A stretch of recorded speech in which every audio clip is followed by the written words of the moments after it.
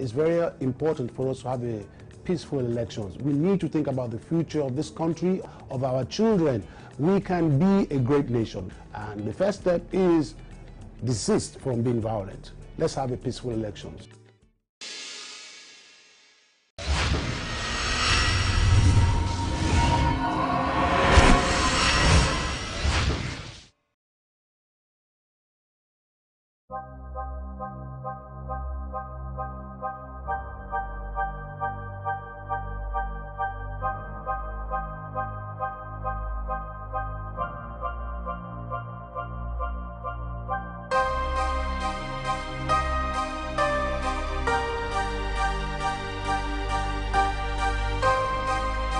Is it not even better that we have a corrupt man who know what we, the youth of Nigeria, want?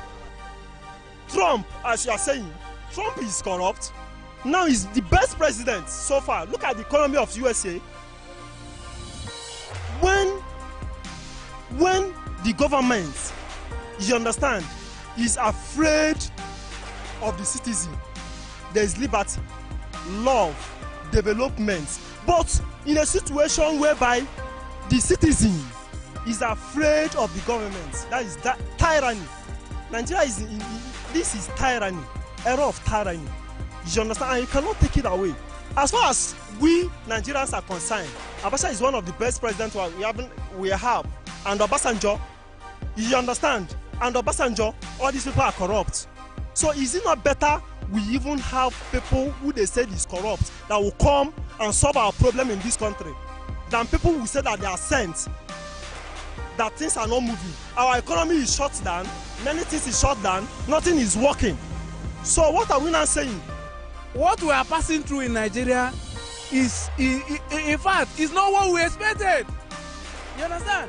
Even so the Nigerian that voted for, because personally myself, I never voted for Buhari for one day. My vote was not casted for him because I know him right from history. When we were in Lagos, then there was a massive unemployment. Then there was no job. People suffer to eat. Then that was why I didn't give him one vote.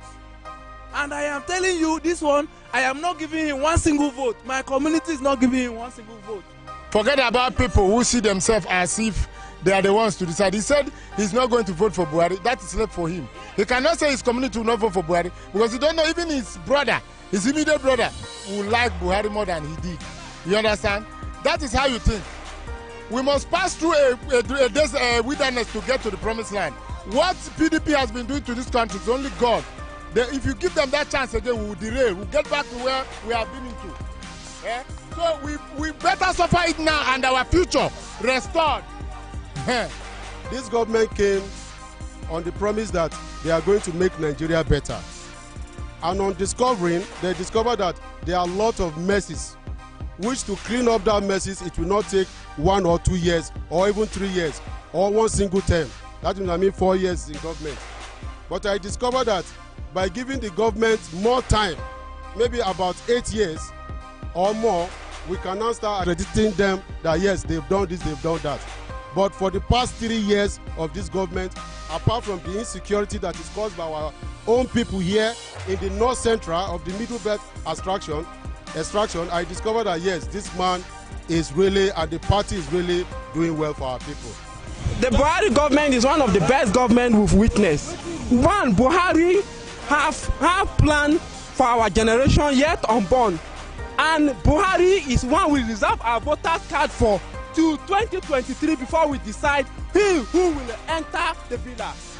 Because some of us that bring Buhari there, we are still backing Buhari till 2023, and we are happy with his government. The cabinet of Buhari government is people we want. They are intelligent, they are very intelligent, and they are doing what we want. They are protecting our interests, the interest of our generation yet unborn. And our church, we mobilize people, we urge people, we appeal to you to reserve the voters card and continue with Buhari. Thank you, Nigeria.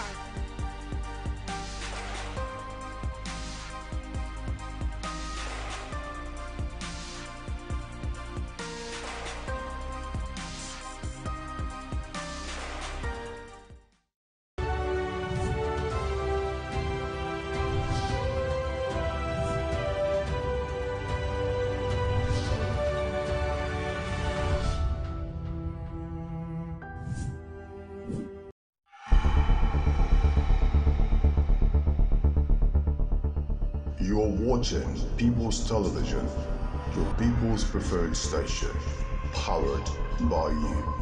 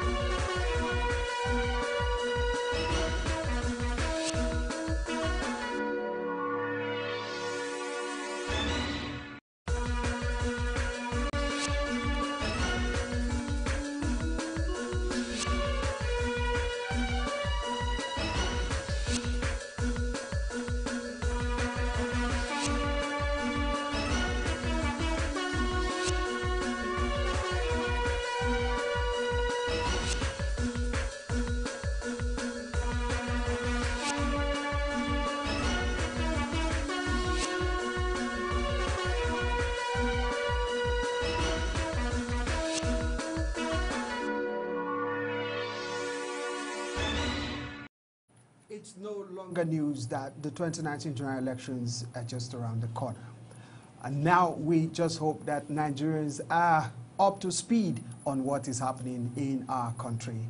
All right, a few days ago, the National Assembly, was besieged by DSS operatives. And their reasons, who knows?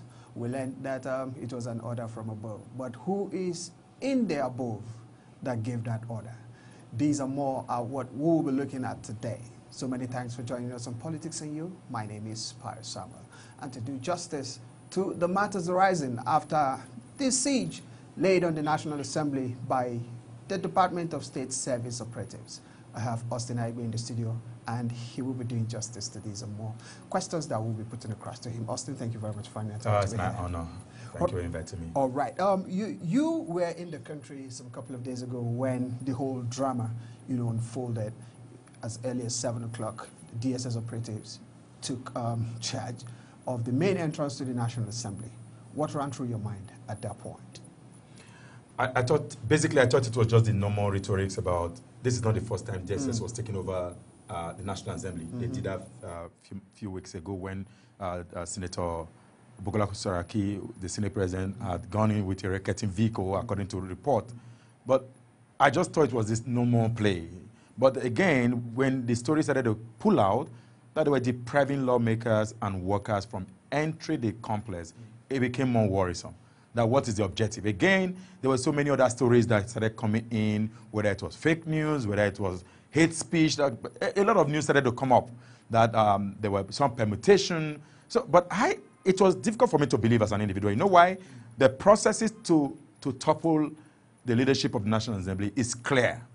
As of this moment, with the records that is available, 5349 to 2 or thereabout of the senators, it may be extremely very difficult to remove a Senate president as of this moment. So the only way to do that would be to do this commando style, which of course happened yesterday, but it was a wrong strategy. Those who planned it thought they were still living at the state level.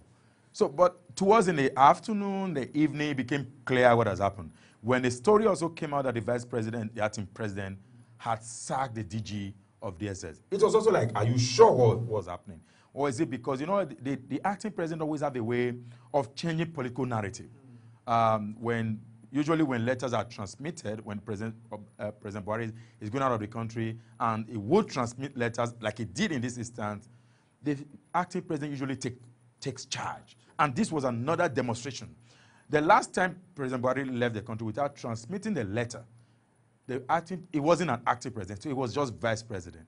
When things were going wrong, it didn't quite make any meaning because the law does not empower him to have the authority of the president. But in this last instance, what you saw yesterday was a clear demonstration of the fact that the president is very powerful. The vice president is... Yeah, Austin, very quick narrative, building on what you just said. Yes. That there was a particular time that the president was leaving out of the country, was about to leave, and he never transmitted power to his vice, and a lot of things were a little bit shaky. Now, what will you say is responsible for that kind of act? That at a point I feel like transmitting, I do that, at a point I don't feel like doing it, and I'm out of the country, everything goes on fine. What do you think is responsible? It's politics. I mean, thank God it is what we are on now is politics and you. Yeah. It's politics. You know, people will define politics as whatever you get at any particular time is determined by the person who is giving it to you. So whatever politics definition you made, the authoritative allocation of scarce resources, or whatever definition of politics you may have, but the point is power, the person giving you power has enough power to be able to transmit that power to you. So the power is given from the Constitution. But when you have a gap, don't forget the acting president, Professor Osinbajo, is a professor of law, constitutional law. He knows the tenets of the Constitution. Whereas there are people who will not want the operationalization of the Constitution. Sometimes it inhibits some progress. For example, whatever action that wanted to happen yesterday, if you have to follow constitutional norm, it will never happen. So you need to suspend the Constitution by way of a military coup or whatever name you saw, because you know when I talk about military coup, when the military takes over power, the first thing they suspend is the Constitution. Very true. Because the Constitution is operational, there are things you cannot just do. For example, that action of yesterday cannot just happen if we operate the Constitution of the Federal Republic of Nigeria. But the reason why what happened yesterday had to happen, certain things needed to happen. Because there was a statement made by one of the senators yesterday that how can minority in the Senate lead in majority? That was a strong word. So actionably, the only way to change that minority leadership will either come from the Constitution or come from another means. By the Constitution, it cannot happen. You need a total number of 73 members of the Senate to remove the Senate leadership. Any member of the Senate leadership, 73 of them, of the 109 members. As of this moment, no party has that number. Even if APC galvanizes the support of ABGA and the ADC and the two that is still coming, it will still be less than 73. So there's going to be some level of bipartisan move to get a total number of 73. So the only way to get that thing to happen was to have that commando style and do what is likely to have happened in Benue. Of course, it has happened not just in Benue, it has happened in many other states, in Rivers, in Ekiti. You know, it was some few as assembly members who removed the then Governor Fayose when it was impeached.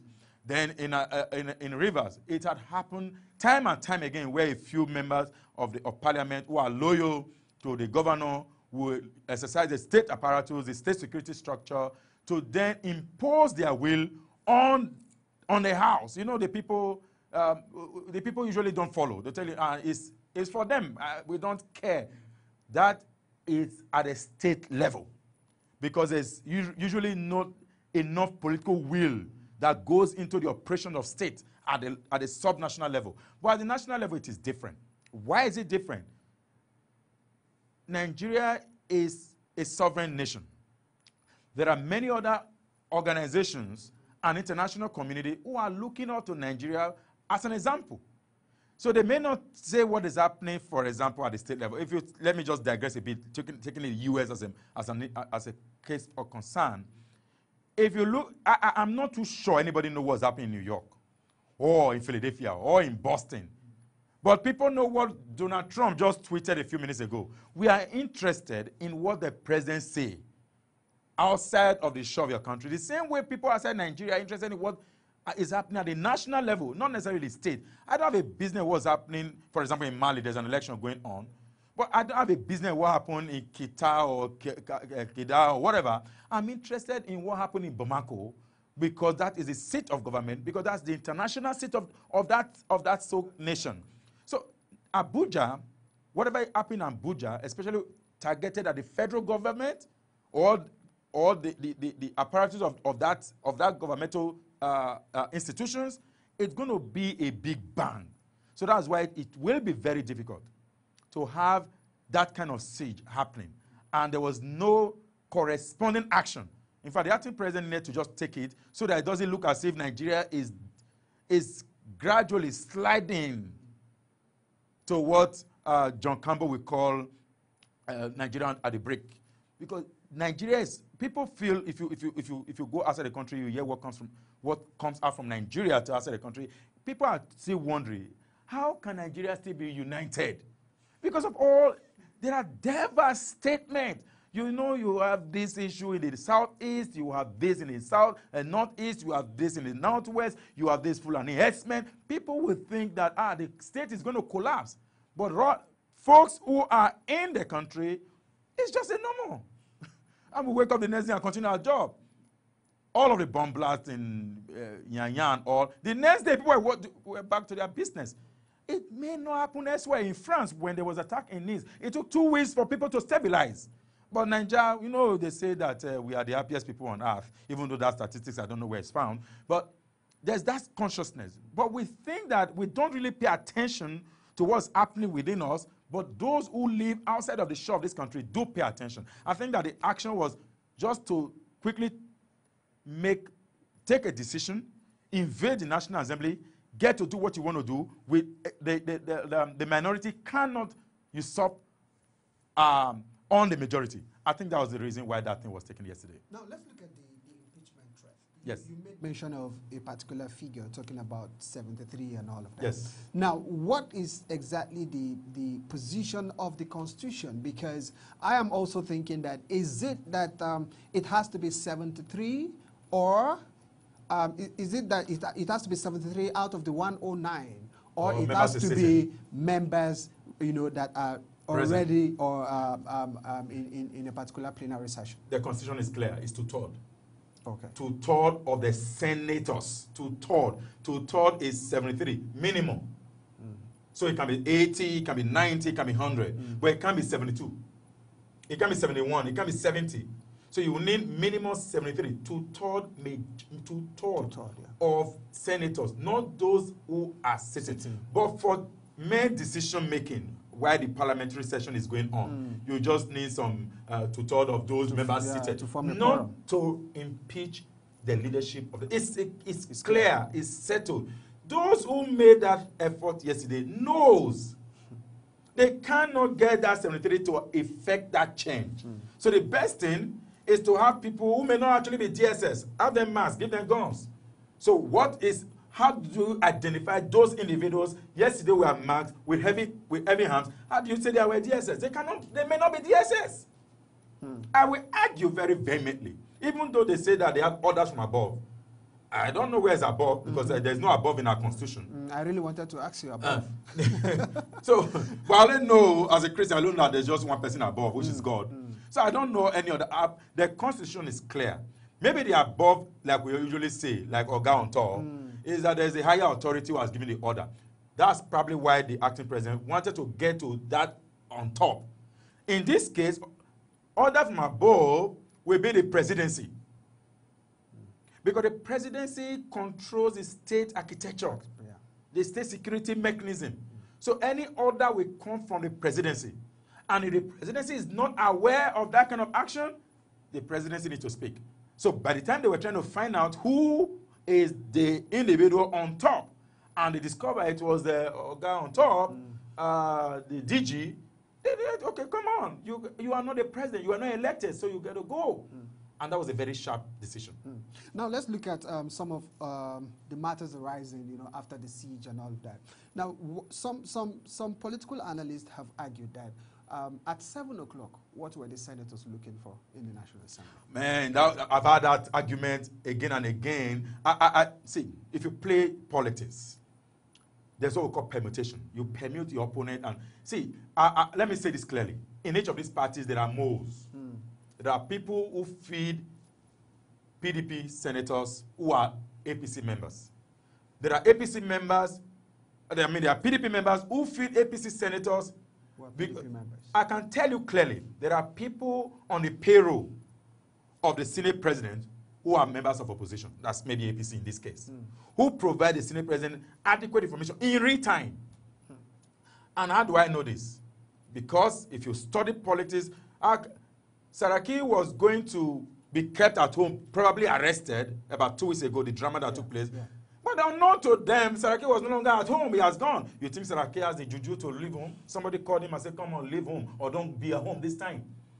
Somebody must have done that job. That's clear. If you don't have it, if you want to play politics, you don't have your opponent, you don't have an information from your opponent camp, you are not ready yet. That does not also mean that the presidency do not have someone on the payroll, on their payroll, who is on this other camp, who provide the same information.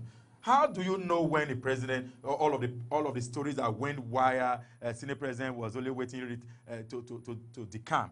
Just decamp, let us know. There were a series of information and people were providing that information out. How can 2 or 3 people meet? Someone that asked me, say, what about when the 2 of them had discussed? I said, don't forget there's a war.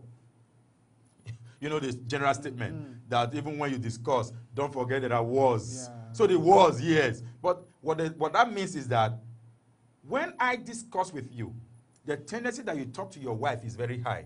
Or you talk to one best friend of yours is very high. That best friend had a best friend. That best friend had a best friend. So it just go wide. There's actually no secret anywhere. The only secret is the one you took by yourself. And it is inside of you. You don't let it out. Once it's out, it has it. How do we know that Tambo was going to decamp? 2 weeks to, it was clear that Tambo was going to move. In fact, the one that even, in fact, I was almost going to laugh, is the National Public Secretary of the APC, Bolaji Abdullah. He even issued a statement that I am not leaving, no, please. But the next day, so the man issued a statement a day before. Even when the story was already clear, people saw him packing from the office, clearing his table. That was a clear case of mind defection. You know, they saw it was clear. That's why there's nothing you do secretly, especially in politics. And again, that's also why when you have baggages, it's going to meet you in the future. Maybe talking about, just as an aside, the NYSC certificate forgery or all of that is on now. Somebody knows. And they're going to use it against you in the future. They know somebody you may have confided in years ago, or somebody that knew about your itinerary, that knew about your processes. He just pull it out. 73 members of Senate to impeach a president. Bukola Saraki may never come like now. It may happen tomorrow, but not like now. And that's why, if you look at the statement by Saraki, recent statement, that he's ready to go if I'm impeached based on the law, because he has done his homework. He's done all of those, and it's not going to happen. For the now, it's not going to happen. Even when distinguished Senator Akpabio has moved, even though it's for some interest. I mean, politics is all about interest again. There's no permanent enemy, no permanent friend. They just moved. Today, Akpabio used to accuse or attack the other party, is now becoming like, oh, wow, it's okay, we can work together. And don't also forget, Prince Adeyeye of Ekiti, who was the public secretary, who was face-to-face with APC in terms of accusation, suddenly, bedfellows, just forget about what happened. I mean, you know the way they shake it, they just have their hands, oh, you know now, and they just smile away. And that's why Nigerians, people being to do all the political education, to say, Nigerians, look at them. They are friends now. They don't die because of them. And that's the essence of all of that. Now, in the build-up of all of this, like I just asked you, 7 a.m., someone like Senator Rafiu Ibrahim, you know, all from the Kwara extraction, was already at the National Assembly. And there are feelers that, you know, all these were stage-managed. Do you buy into that school of thought? Okay, so now let's put it this way. Let's agree that it was stage-managed. That Saraki bought Lawal Daura, the DG of the DSS. He bought him over. The DG of DSS preferred to work for Saraki rather than his cousin, President Muhammad Buhari. Then, if that happened, then Saraki must be a great man. to have stage managed this kind of scenario, man, that guy is the greatest politician in Nigeria. But I don't want to give him that popularity because he doesn't even have it. I don't want to believe that Lawal will want to work for a Saraki, no matter the relationship they may have. They are good friends. Maybe. I don't know their level of connections. People have said they are friends. See, there was a meeting a day before the siege by the APC senators. There was a meeting. Senator Magnus Abe has said that there was a meeting a day before, but that they did not meet the next day. In that meeting of a day before, there was a decision that was taken. And that decision apparently has gone out. That's why I said there are moles. Someone, when the meeting happened a day before, knows what's going to happen the next day, so they quickly transmitted. And this guy, it's a call you make. If at all, what is happening now, some of us saw it when we in our days in the student union government, when you're going to remove the president, that night, you move and go and get all the things done. Or you want to, student union government, parliament, if you're going to remove the mace, we already know. You go and you put people in all of the edges to make sure that the maze is secured, that anyone that is close to that maze, you do it. So, I mean, some of these things happening in National Assembly had happened, or I don't know about student union government of today, but have happened in the days before. People, PDP got information reliably that they were going to use the security architecture of the nation to allow APC senators to go into the complex, the chambers, and then do the bidding that has been agreed. But I can tell you, maybe they may not agree. The meeting of a day before the siege, there must have been something that happened. Someone did not like the position given to him. This is politics. How can you, maybe it was nominated as a Senate president, or maybe not the Senate president, maybe someone like the leader of the House, or maybe the deputy Senate president, or one position. He was like, can you make me that one when? Or, if they nominate me, two of you may not go connive, says, come, how can that man be? Because you don't like that candidacy of that nominee, you want to make sure that thing never works, but you will never tell them. So someone at that meeting must have gone out to tell, come on, say this is what's going to happen tomorrow. And see what happened. Suddenly, okay, don't forget, a few days ago, some House of Rep members who were having committee meetings got information that something was happening in the Senate. They ran in and they kept vigil there. And so it was already going on. They were told, according to information, Senator Olubimi of Ekiti, she said that they were told that they were going to use security against them, that they should all come in early in the morning so that they are at the gate before anything happens. So they wanted to beat the plan of the APC. It was clear. All of those people said they enraged it, they appear at 7 p.m. and all that. It's a way of cushioning the effect, a way of shifting the blame. Let us blame the DSS. Whether Saraki used them, whether it's the presidency that used them, although people also say that it's Adanso Shomole who mobilizes, whether it's Adanso Shomole who has used them, whoever has used them, we don't care. The people that were used should bear the blunt. The people who cover their face to lay siege at the National Assembly, preventing members of parliament from entering into their constitutional responsible role or offices, should bear the brunt, and they should be adequately dealt with. If eventually they are to investigate, and that Saraki actually have a hand in it, the only person that will tell you that is this now sacked DG. Again, the DG no longer have any, even if he says it now, people will say, why didn't you say it yesterday? So it cannot even come. That story won't fly, in my opinion. Blame the DSS for taking over the National Assembly. I will not blame President Buhari. I will not blame the acting president. I will not blame whoever. It is the DSS who took that action. And like I said, it is possible they are not even DSS.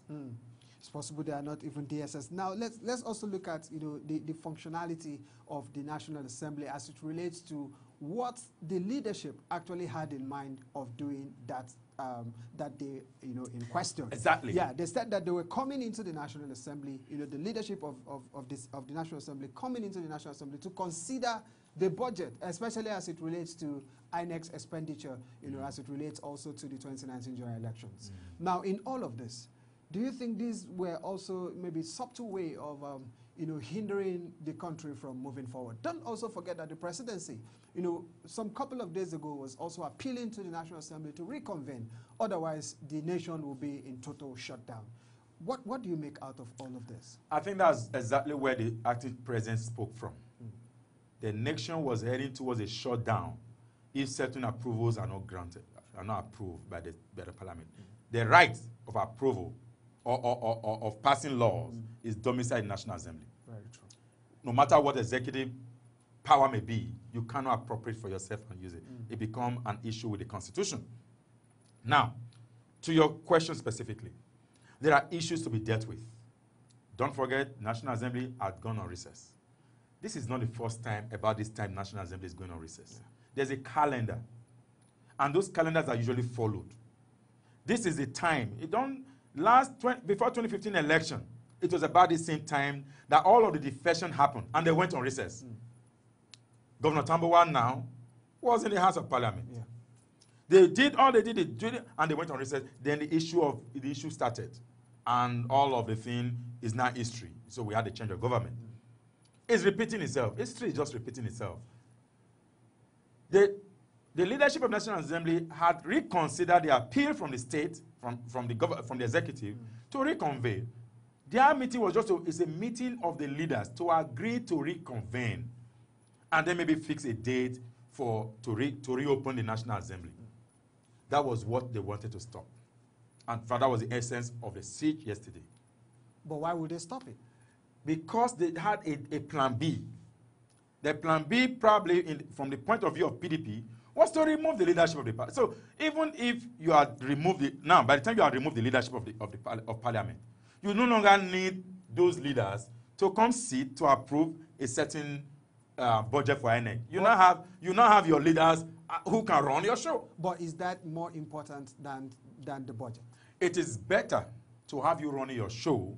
I mean, that's where I said it was a wrong move. It is better to have your folks at the end of affair. There was the last meeting by APC leadership, they had accused Bukola Saraki of truncating certain processes and refusing to approve or clear presidential nominee. You need your own leader or your own Senate president who will approve once he sees anything from the president. So it will be better for APC to have their own as Senate leadership.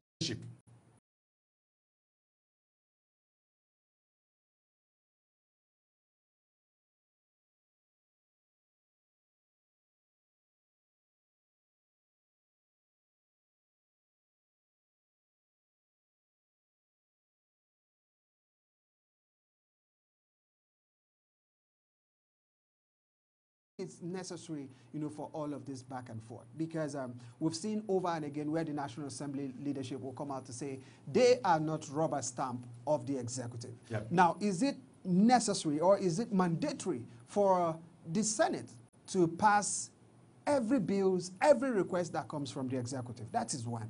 Number two, can the Senate president single-handedly stop a nominee or stop the confirmation of a nominee coming from Mr. President? It's a house that comprises of 109 people, and a voice vote most times is what plays out.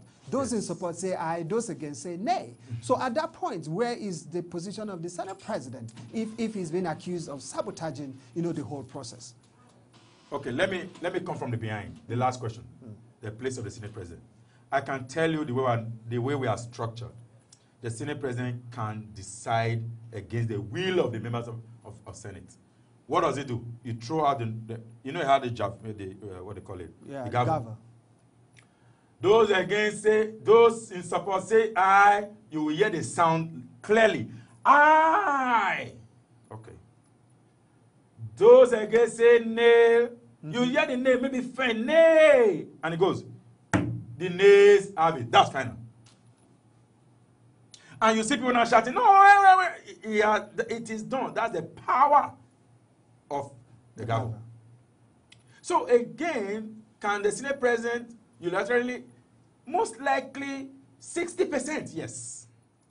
Because, I mean, you may have been in the chambers when what I just told you now had happened. You had a louder voice of yea, a lower voice of nay, and the Senate President or the person in control goes against the lower voice. And people start shouting, I know why. It has happened and it will happen again. So that is why it is important for making certain of those decisions, there is a clear voting. If you support, click yes. And let the numbers scroll. Then you know you don't need a Senate President prerogative or perception. It's possible at the time he had issues with the ear. So he did not hear that yea. So when he had nay, the ears opened. So it's the state of mind of the Senate President or the Speaker of the Parliament at that material time that decide whether it's yea or nay. That's on one side. The first question, whether, let me try to remember. Yeah, the first question, that whether, okay, you've answered the second part, yes, whether he has that prerogative. I said it's a house that comprises of 109 members. Yes. You know, and is it possible for the Senate President to actually single-handedly take such decisions? So I haven't answered the second question. Yes. Let me now go to the 109. Yeah. Good. The Senate President is the one that is first elected in a new parliament. It sits down to then, I mean, you then also elect the deputy and other officers. Then the Senate President is the one who decide, or the principal officers are the ones who decide who become the chair, secretary, members of these SYZ committees. If you are not loyal to the Senate President, in quote, the Senate leadership, you may never speak in the parliament.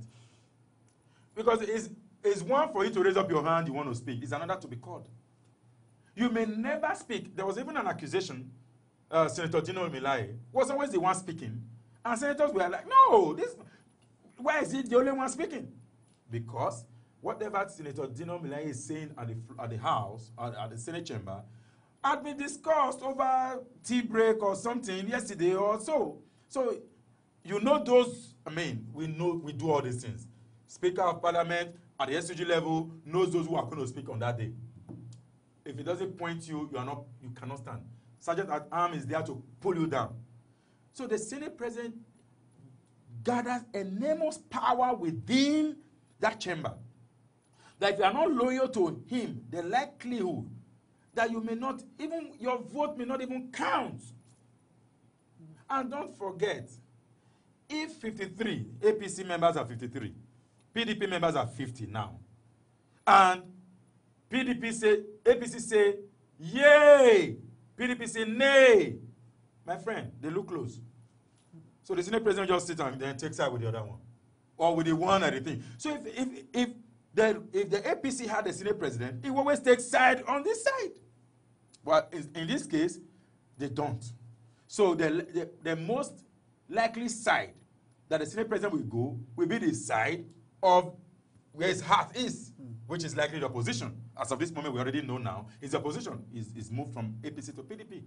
So it's going to happen. So the best strategy, going back to the previous question, the best thing that will happen to APC was a commando style to topple the leadership of the Senate, so that theirs will be the one who now takes side in their favor.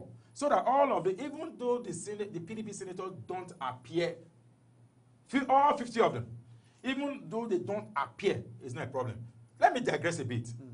In June of 2015, after the elections, and they were going to elect the Senate President, if you remember, the story, some of us call it legislative coup.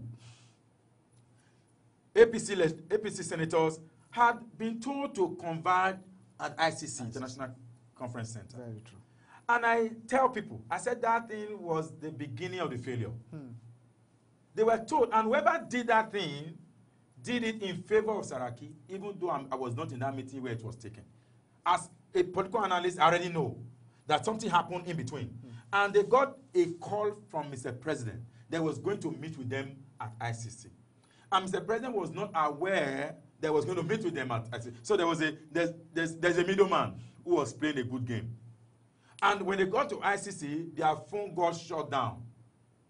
There was no network. They killed their phones. It was while they were discussing, they saw on TV that the election was happening. Before they ran out to get into the bus that brought them, election has taken place at the Senate. That was a legislative coup. And don't also now forget too, that the people who elected Bukola Saraki are not APC members because they were not there, they were ICC. The people who elected Bukola Saraki were the 43 or so PDP senators, alongside with those who called themselves like-minded senators who were led by Dino Melaye and co who support the, Saraki. So they just agreed to that number and they were up to 43 and they moved on. And you cannot fault that process. All effort up to this moment to fault that process has not produced it, including talking about forgery and all of that, including all of the CPB, Code of Conduct review that happened, were all in a means to address that single day action. But, like I always say, you cannot solve a problem from the point of view of the problem. In an attempt to deal with that situation, to solve that one-day problem, they started to create more problems. And that's what led to all of those defection, the camping, the harmony, the whatever, and all the Ds in the political landscape that we have now. Now, let's also look at it. Are we going to get to a point in this country where we have political parties, it doesn't matter which divide you're coming from, that will together work for the unity and progress of this country? Because as we speak, the leadership of the National Assembly right now, talking about the Senate, is in the hands of the opposition. Yes. Can't they work with the executive, who is from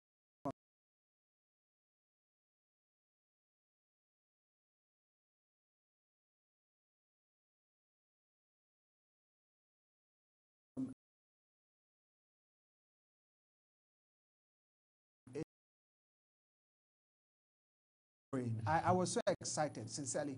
I felt, wow, then this is good. It's happening for the first time. Then we can go if it's no longer the same. Are we going to have people we'll put first before school parties or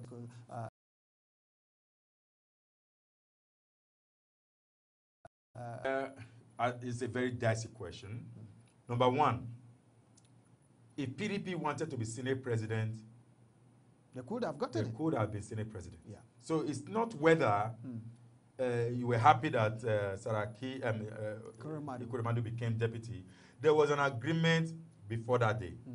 You know, all that you saw in the glare did not happen there. Yeah. It happened before. They are settled. Oga Baba, Senator David Mark would have been Senate president if he wanted to be Senate president. Because Saraki needed the PDP to emerge as Senate president. That bipartisanship that you saw was just the like-minded senator agreement with PDP senators. Can we say it's a coloration? You can call it correlation, whatever it is, but it was not an APC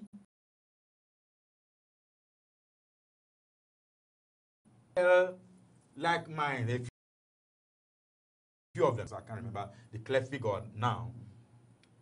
Yes, to your question, it is possible to have a relationship built when both arms respect each other.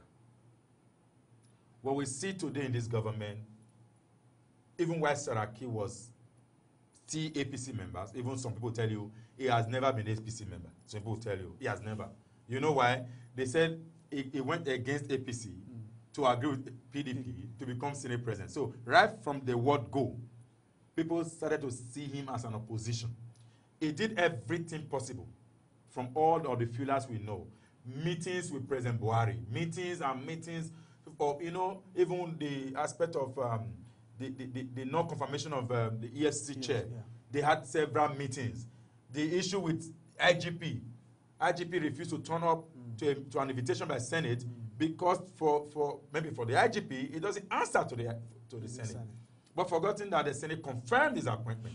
So the crisis was not seen as an opposition because Saraki was not in the opposition. Saraki was in the ruling party. So There was not, it's not supposed, but again, going back to the rubber stamp you talked about, Yeah.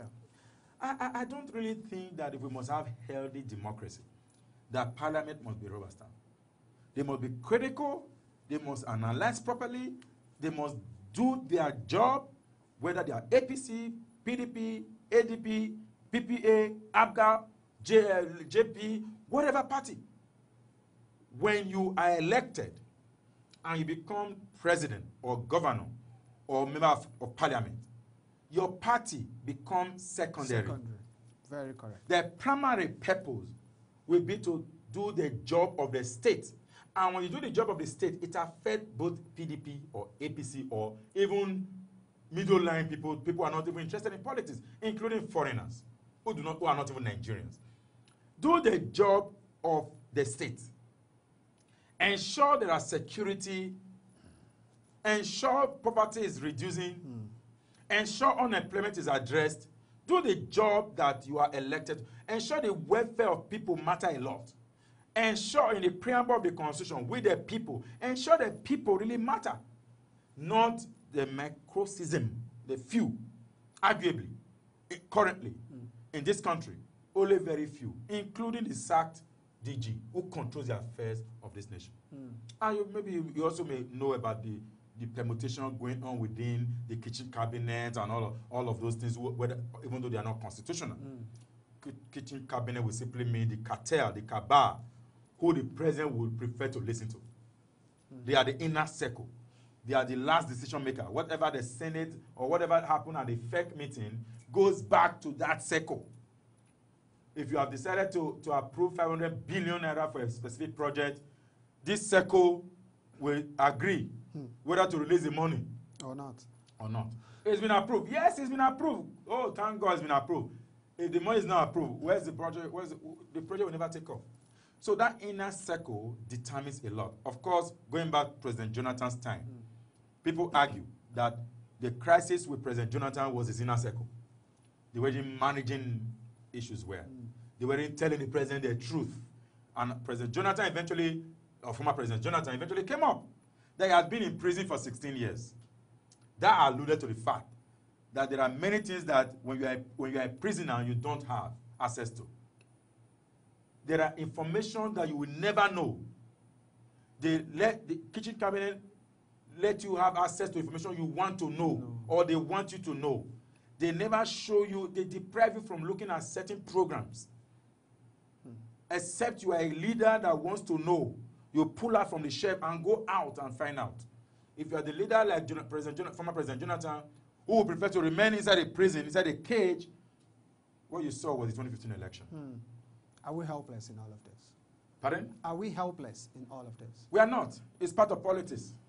I mean, but it's the not, masses are the one bearing the brunt. The masses are not. The masses took some money while they were voting.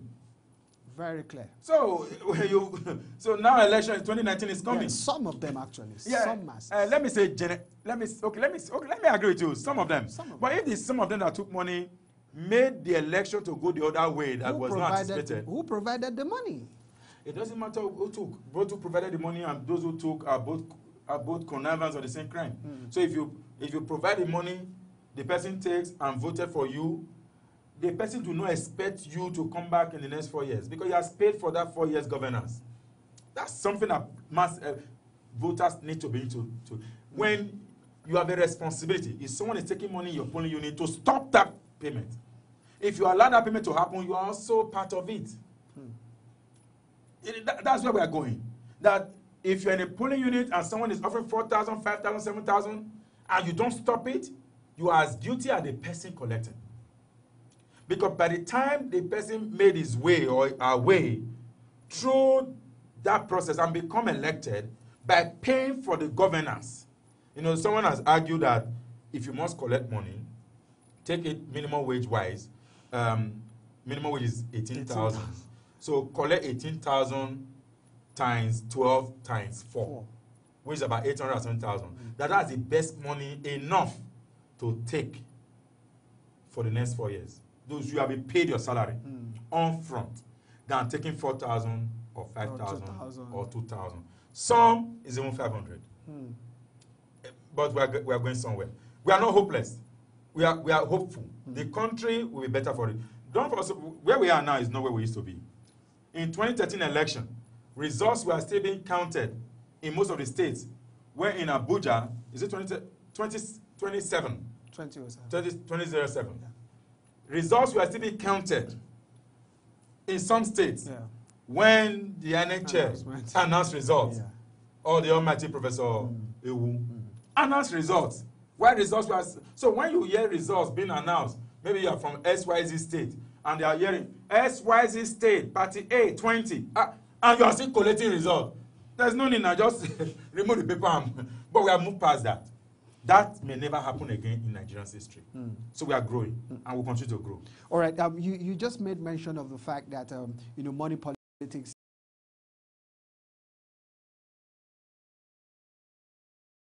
is in Ekiti State. Yes. Now, will you also say that this is also responsible for the crop of politicians we have who probably don't have the masses, as part of their priorities in taking decisions most times? Will you say that is also responsible for what we are facing right now?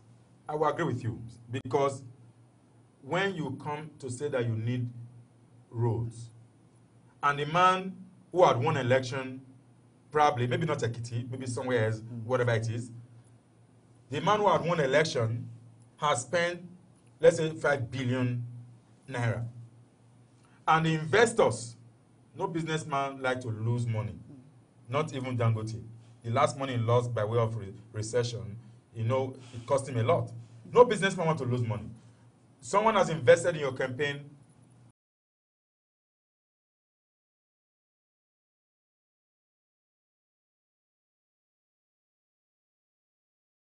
and your election. Pay me back my investment first, because you don't know what will happen tomorrow. And don't also forget that if there are court cases, the investor is very scared. Anything can happen. And if the court says you bought your way in and the election was cancelled and you have to go back to the poll, that's another investment. And investors will investigate. But that's why some of them become MMM. So is it right for us to say politics in Nigeria is an investment? All over the world, politics is an investment. All over the world, including the UK. So that means politics is business? Of course. He who gets what, how, and when is money matter. Politics is not... See, forget all those surveys. You see that billboard you saw on the road? It's not 5 naira. Coming on your... This is PTV. If I'm bringing my campaign here, you are not going to do corporate social responsibility and take my show for the next 1 month, airing me while I'm doing, while I'm waving people, vote for me, and you take me for free. I pay. And you give, in fact, during election, you increase your fare. All you guys do it. You will now do moderation. So, well, if you have slot like 50, we remove 5%, 2%. Everybody does it. All these vehicles that you saw me moving around, that is campaigning for me, all the people inside that vehicle, they will be eating something. They won't come from home and come and do that. It's not going to happen. I volunteered for the presidential election in 2012 in the US. I was privileged to be in Philadelphia, Ohio, and Florida doing campaign for the Democratic Party, then President Barack Obama. I volunteered. I use the word I volunteered. But the vehicle I entered from New York, I didn't pay. The people provided the vehicle. Where we slept was provided. What we ate was provided, but I was a volunteer. So the vehicle is money. Where we're going to sleep is money. All the things we ate, Nigeria will send our woe. So even if you are not giving me money, because it's not allowed in the US to pay, otherwise you just damage your career. It's not even allowed to eat campaign money. Wow. To eat campaign money is a worse offense. Jackson tried it. I think he's in jail now. Yeah. So it's not allowed. But you spend campaign money and you have evidence for the expenses. It's not like here when you raise 1 billion naira for campaign and then nobody knows. But even though we have law to monitor campaign finance, it's not really, because the system is not there. Who are those contributing to that campaign is not there. If I contribute 5 naira to a campaign, my name is registered. Known. But yeah, even if you give 10 million to a campaign, you can decide to say anonymous. And nobody knows. You can't say anonymous in the US. You are donating to a campaign. You donate and you put your name there. It's system. System records it. And they find out how you got the 10 million to donate. I mean, although we can't do that comparison. But let's stay with where we are. We get politics all over the world. All over the world needs money. You're traveling from one state to the other. Trump airline aircraft was moving from... I mean, you know aviation fuel is more expensive than our car fuel. That's one. Yeah. Where you park them, where they call it in the airport. Their parking lot. Their parking lot. Yeah. It costs money than the one you park your car. Very true. So, President Buhari in 2015, or before 2015 election, let's just take maybe 2007, never had a luxury of really flying around the country because it was somehow limited in finances.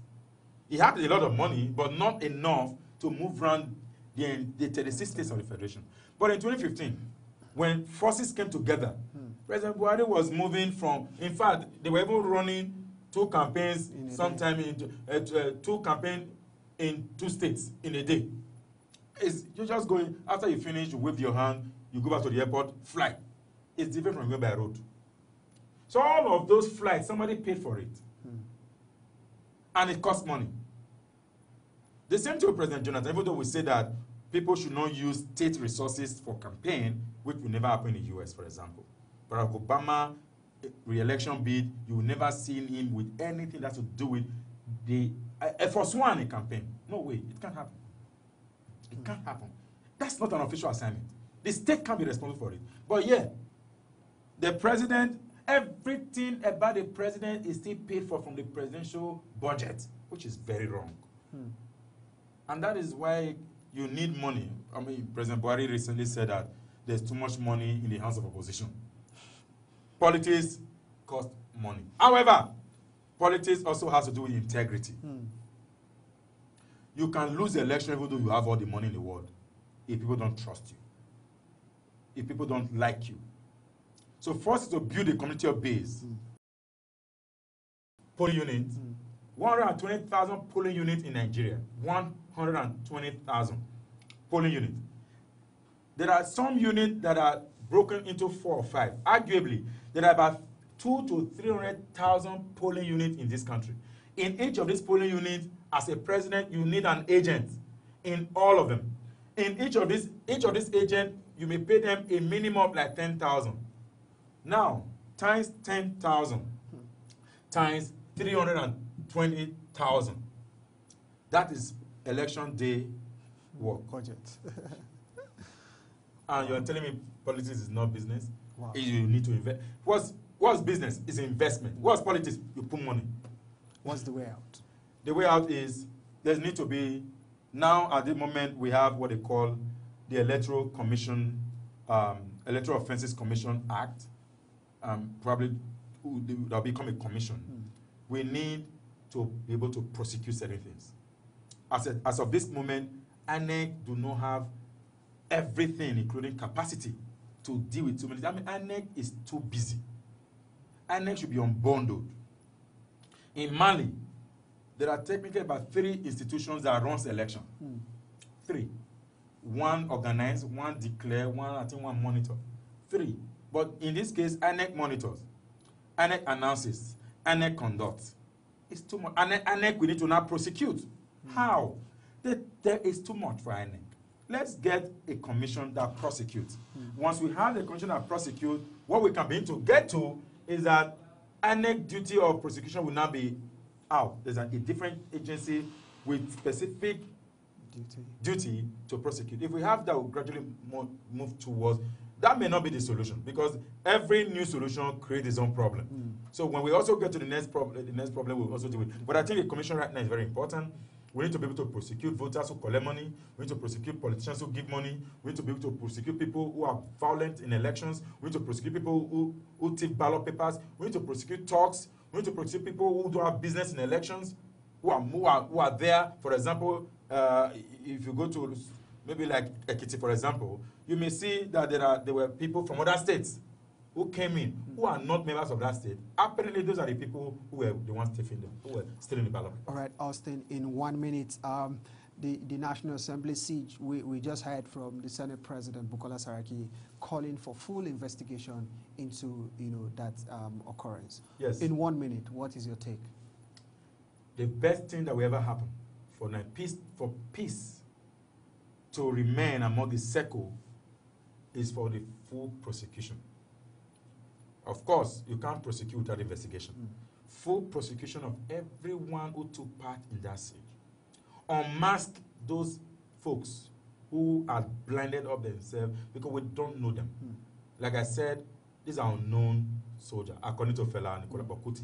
You don't know them because they have no name tags. Their face is not shown. So they could be anybody.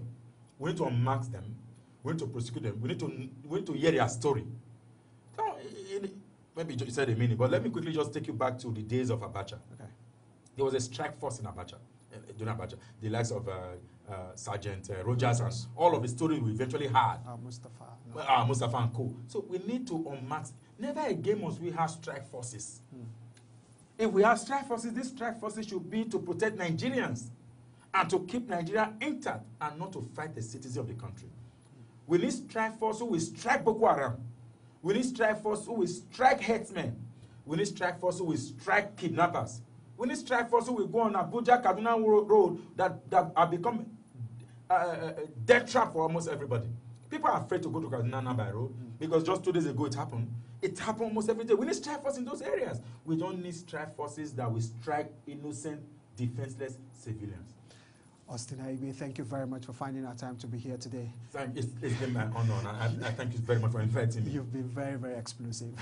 All right, Austin Aigbe has been able to bring up to speed based on what has happened in the National Assembly and some other matters arising.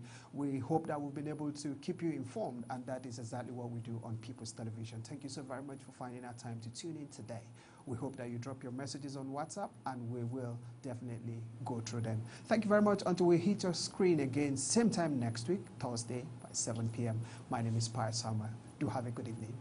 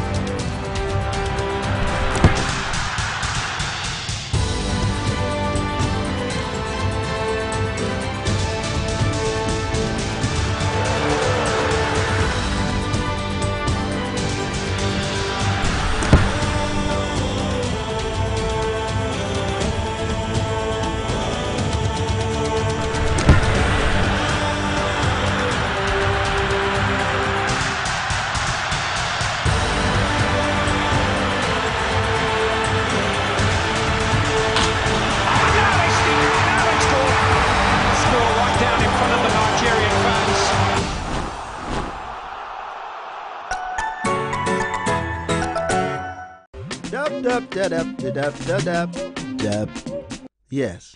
One day as I did dab, they go. Now I see my neighbor on top electric pole. Don't be how my hold so. Before. So. For innovative research.